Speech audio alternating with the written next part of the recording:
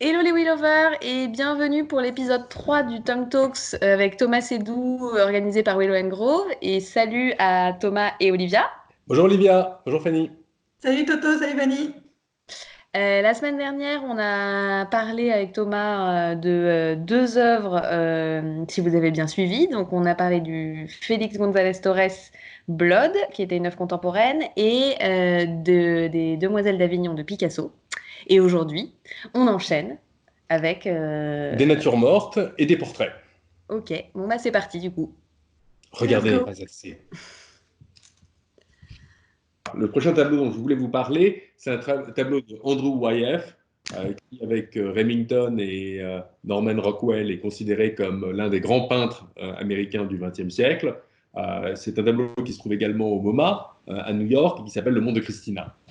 C'est un tableau qui est très très populaire parce qu'il est montré à l'école aux enfants américains comme un des chefs-d'œuvre de la peinture américaine, qui se distance pour une fois de la peinture européenne et qui trouve ses propres marques dans la culture américaine. Et effectivement, quand on regarde le sujet, c'est pas un tableau de très très grand format, mais quand on regarde le sujet, on a vraiment l'impression que Andrew Wyeth célèbre la culture rurale du Midwest américain en Ohio avec cette jeune fille qui est dans les champs à regarder la ferme de ses parents qui est très éloignée sur la ligne d'horizon dans la partie haute du tableau. Mais en fait, en apprenant un peu plus sur le monde de Christina et sur qui était Christina, on apprend que Christina, en fait, est handicapée, qu'elle ne peut pas marcher, qu'elle ne peut pas se déplacer, et qu'en fait, cette maison ne se trouve pas dans le Midwest, mais sur la côte est des États-Unis, dans l'État du Maine, et qui plus est, en bordure de mer. En fait, derrière cette ligne d'horizon, j'y suis allé, je suis allé voir l'endroit. Ah, Ah, c'est assez incroyable. La mer est ça vraiment à ressemble. 50 mètres. T'as vu la maison et J'ai vu tout? la maison, ouais, qui existe encore, qui a été préservée évidemment parce Ouais. que c'est la maison du monde de Christina. Et on réalise en fait que les proportions sont minuscules, que la mer est vraiment à 50 mètres de la Et maison. Ouais, c'est c'est qui Christina par rapport au peintre? C'était la fille d'une amie de la famille, si mon souvenir est bon. Ouais, la maison, c'est genre c'est préservé, tu disais aujourd'hui, mais ça appartient à la famille de Christina encore ou c'est devenu Je public? crois que c'est encore, c'est semi-public. On ne peut pas la visiter à l'intérieur, mais on peut se promener dans un chemin qui contourne le jardin et la maison, qui est le chemin de bord de mer, en fait, aux États-Unis. D'accord. Et ce qui est impressionnant, évidemment, c'est une fois qu'on sait que Christina est handicapée, tout le tableau prend son sens. On réalise que les distances ont été vastement exagérées, parce qu'effectivement, Christina, son monde à elle, c'est dans son imagination, et c'est par rapport à son handicap. Et pour elle, de retourner à la maison et de traverser ces champs demande un effort colossal. Euh, et, euh, euh, et Andrew Wyeth a voulu capturer son monde à elle et non pas la réalité. Après, j'ai voulu aussi attaquer un autre sujet qui m'a toujours plu, c'est-à-dire qui ne m'a jamais plu. Je me souviens une fois, qui on t'a est jamais plu allé. ou qui t'a Non, toujours plu? enfin, l'idée m'a plu, mais le contexte m'a jamais plu. Euh, je me souviens, on a fait un voyage une fois avec John Lumley en Californie et on est allé C'est voir. qui John Lumley? John Lumley, c'était un des grands pontes de Christie's, expert en peinture impressionniste et moderne, un des fondateurs du département, euh, qui a rejoint Christie's, je pense, dans les années 60 et qui est encore là. Et lorsqu'on faisait des voyages pour aller voir des tableaux dans différentes villes du monde, systématiquement, il nous amenait dans un musée qu'on n'avait jamais vu et on faisait le tour du musée avec lui et il nous expliquait l'importance du musée. Et là, à Los Angeles, je pensais qu'il allait m'amener voir des collections impressionnistes et modernes, mais non, il m'a amené à la bibliothèque de Huntington, qui est le plus grand musée de portraits anglais au monde en dehors de l'Angleterre. Euh, et d'un ennui, mais d'un ennui. Donc c'était des dizaines et des Je dizaines de m'attendais pas à ça. portraits dans des couloirs sans fin. Et j'ai toujours trouvé en fait que quand on visite un musée et on tombe dans la salle des portraits, on passe à travers à toute vitesse parce qu'on trouve que c'est des tableaux très ennuyeux. Et en réalité, c'est pas toujours le cas. Et pour illustrer ceci, je vous montre deux tableaux. Le premier, c'est un tableau de Francesco Goya de 1800, qui est le portrait de la famille royale, et qui est un tableau assez intéressant parce qu'il est également de grand format. Il est au Prado à Madrid, et on a tendance à l'admirer parce que c'est un tableau extrêmement célèbre, mais on ne comprend pas en fait tous les risques que l'artiste a peints a pris pardon, en peignant ce tableau. Quand on regarde l'œuvre, c'est assez amusant parce que tout d'abord, on remarque que l'artiste s'est placé lui-même dans ce portrait de la famille royale, en toute modestie. On le voit qui est au fond, devant sa toile, en train de peindre le tableau actuel. Donc il veut à tout prix montrer dans cette œuvre qu'il est le peintre attitré de la famille royale. C'est une commande, hein, comme souvent à cette époque, c'est une commande de la famille royale. Absolument. Absolument. Et lui vivait au palais. Enfin, lui était chargé de peindre effectivement tous les portraits de tous les descendants de la famille, etc. Et après, quand on s'attarde un peu plus sur le portrait, on voit qu'il y a quand même des choses un peu curieuses. La première, qui est absolument sidérante pour l'époque et qui n'avait jamais été faite, c'est qui se trouve au centre du tableau. Ce n'est pas le roi, mais c'est la reine. C'est la reine qui, effectivement, c'est elle qui dirigeait le pays et qui, officieusement, avait une influence politique gigantesque. Et en fait, son pauvre mari est relégué au second plan. Son pauvre mari. Il est relégué à sa gauche. On va pleurer. Et il a la même taille que la reine. Normalement, la reine était toujours montrée soit assise, soit plus petite que son mari, qui était supposé être le roi et celui qui dirigeait le pays. Donc déjà, un risque assez incroyable que Goya a pu se permettre de mettre la reine au centre de la composition et non pas son époux, le roi. Une autre anecdote assez intéressante, on voit à la gauche de la composition, on voit le prince héritier en bleu, dans son costume d'apparat, mais qui est accompagné par une jeune femme dont le visage est détourné de 3/4 et qu'on ne reconnaît pas. La raison pour ceci, c'est que le prince n'a jamais voulu se marier.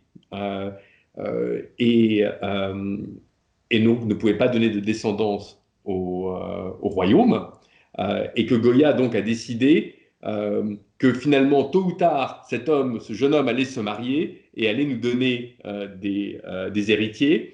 Et du coup, il a peint une femme non identifiable en se disant, le jour où il sera marié, on dira tous que la princesse est bien la personne dans le portrait, puisqu'on ne reconnaît pas son visage, on peut l'attribuer à n'importe qui. Donc c'est assez drôle aussi ce sens de la pérennité de Goya qui se rend bien compte que c'est un portrait très très important qui va rester dans l'histoire. Et il s'est jamais marié du coup? Je sais pas, à vrai dire je sais pas. Mais du coup c'était quand même un peu osé aussi de la part de Goya de dire on n'a qu'à mettre une princesse de 3/4 et puis on dirait que c'est Non, elle. c'était pas osé, c'était impensable. Ouais. Les portraits, vous regardez, il n'y avait pas de portrait où quelqu'un était détourné comme sur une photo d'aujourd'hui, quelqu'un qui n'a pas fait de cheese devant l'appareil photo, mais qui a simplement regardé un oiseau passer. C'était impensable. De mettre la reine au milieu de la composition, c'était impensable. De ne pas respecter la hiérarchie pyramidale des présentations traditionnelles qu'on voit dans tous les portraits, par exemple en Angleterre, de la famille royale ou de toute l'aristocratie, où systématiquement, même les chevaux, je ne sais pas si vous avez remarqué, mais même les chevaux n'avaient pas le droit de dépasser la hauteur du roi. Donc ce qu'on faisait à l'époque, ce que les artistes faisaient souvent quand ils vous montraient des portraits d'un régnant, d'un roi accompagné par son cheval, le cheval systématiquement était arc-bouté et son museau touchait son genou pour le rendre plus petit et pour que ce soit quand même le roi, le personnage principal de la composition. Donc c'était des règles d'or. Des règles d'or, absolument. Donc le prochain tableau, c'est le tableau de l'ennui par excellence, le portrait de James Christie, donc d'un noble anglais qui a l'air accoudé sur un tableau et qui est vraiment l'un des tableaux dont on passe devant sans y prêter garde parce que c'est juste important. Chiant comme la pluie. Chiant comme la pluie, exactement. Ce tableau se trouve aujourd'hui au musée Getty et il représente pourtant James Christie, le fondateur de la maison de vente aux enchères, qui était un ami et un voisin à King Street, à Londres, du peintre Thomas Gainsborough. Et Gainsborough était connu pour se moquer beaucoup de son ami James Christie, qui lui devait travailler pour gagner sa vie, et qui en plus avait l'idée saugrenue de faire des ventes aux enchères et de vendre des tableaux. Et en se moquant de lui, il a peint cette œuvre qui est beaucoup plus qu'un portrait traditionnel, parce qu'on voit effectivement dans la partie basse du tableau, on voit James Christie qui tient un papier dans ses mains et un tableau de l'autre. Et en fait, les mains sont croisées. Et en regardant de près, on réalise que Gainsborough a capturé le moment où James Christie présente à un client, au spectateur, la facture nécessaire pour acheter le tableau qui est dans ses mains et qui est aussi un tableau de Gainsborough.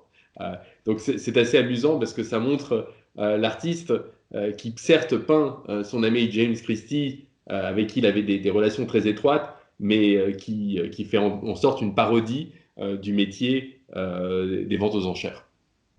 Très sympa. Non? Ah, celui-ci, je l'adore.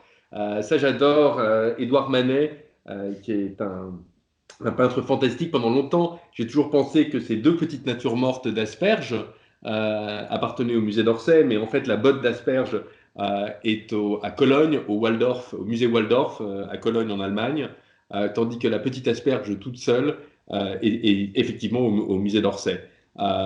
Et quand on voit cette petite nature morte, on se dit oui, c'est fou, avec 2-3 coups de pinceau, Manet arrive à capturer l'essence d'une asperge, mais la vraie histoire est touchante.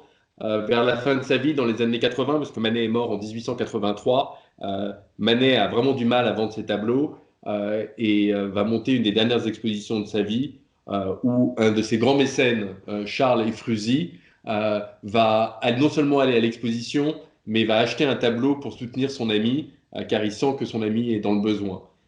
Édouard Manet, il demande à Édouard Manet, Charles Efrusy, le prix de la botte d'asperges, et Manet lui dit 1500 francs.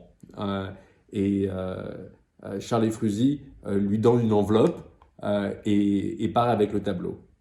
Manet ouvrira l'enveloppe très rapidement et réalisera qu'il n'y avait pas 1500 francs, mais en fait 2000 francs, que Charles Efrusy avait été généreux pour soutenir son ami artiste. Et du coup, Manet s'est empressé de peindre une asperge supplémentaire et de la renvoyer à Charles Efrusy en lui disant je crois qu'il y a une asperge qui est tombée de votre botte. Et ce qui est assez sympathique, et le tableau, effectivement, aujourd'hui est au musée d'Orsay.